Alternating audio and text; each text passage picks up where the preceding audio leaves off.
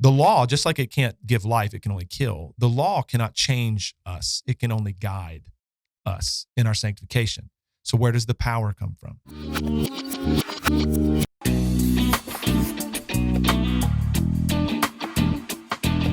In studying Colossians and reading the entire letter to try to preach the first sermon from Colossians 1:1-14 a few weeks ago, I was struck by this as I studied myself, and then as I started to read other people's takes on Colossians, found comfort in the fact that Calvin was seeing things that I was struck by.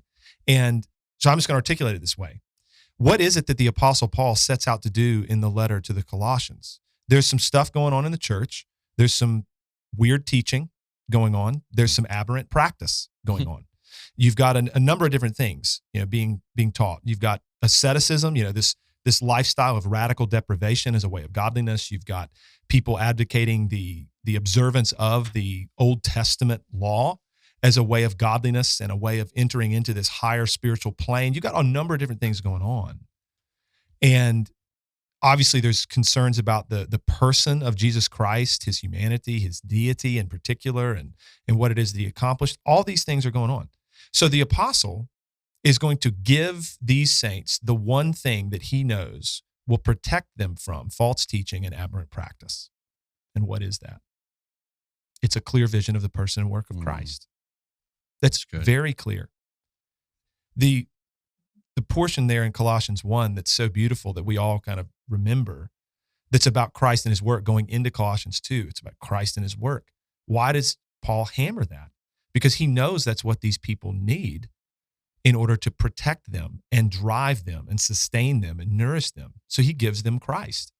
And he uses a lot of beautiful language, not only about Christ and his power and what he did, but even makes it very clear. It's like verse 28 of chapter 1, him we proclaim, and then we exhort and we admonish and we all these things. And I think in that context, he's warning and he's exhorting, he's admonishing, like, don't look to these other things. That's look right. to Christ.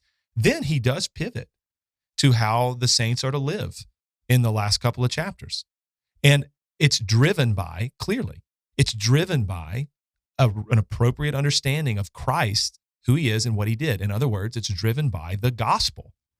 The Christian life is driven by the gospel. So when you hear, what we're talking about, this is what you should think. The gospel drives my Christian life. Here, union with Christ is the Christian life. And that is the source. Christ, for us, is the source of the power that would actually transform and change our lives. I'll just briefly say this, John, and I'll turn it back over to you. When we talk about the law and we talk about the gospel when it comes to sanctification, it's important that we understand the following. The law, just like it can't give life, it can only kill. The law cannot change us. It can only guide us in our sanctification. So where does the power come from? The power comes from Christ in union with him, but in particular in our daily ongoing experience, weekly ongoing experience, the power for sanctification comes through the preaching of Christ, the administration of the sacraments, the ordinary means of grace in the context of the gathered church, and life in the fellowship of the saints. That's where the power comes from. It's from Christ by his Spirit working in us, and he uses these means that he's given us to continue to give us what we need. That's right. And it's so liberating and so helpful to think in these terms that God is going to provide the power. And now what I'm going to do is live life in a local church where these things are being practiced, where these ordinary means are being administered.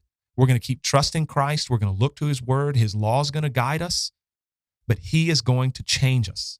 And we can take heart knowing that God has said he's going to do it. He's going to do it.